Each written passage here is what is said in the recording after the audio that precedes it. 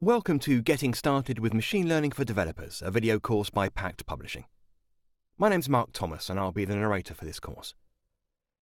In this course you'll learn the fundamental machine learning concepts, its branches and types of problems. Machine learning is one of the star disciplines at present. Acclaimed by the media as the future of work, it's said to be part of any significant tech investment in recent months. In a world where everything is driven by data and automation, it's used extensively across many fields, such as image understanding, robotics, search engines, self-driving cars and so on, and the number of areas of application increases almost daily. In this book, we'll study the motivations and current techniques of machine learning using code and diagrams as the main conceptual vehicles, omitting outside the fundamental mathematical results. We'll start talking about the fundamental machine learning concepts, its branches and types of problems. As we advance, models of increasing complexity and sophistication are explained, starting with linear regression, then logistic regression.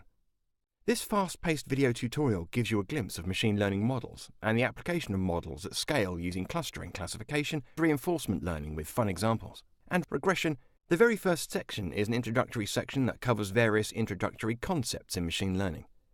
It gives an introduction to the base mathematical concepts needed to understand most of the techniques developed afterward.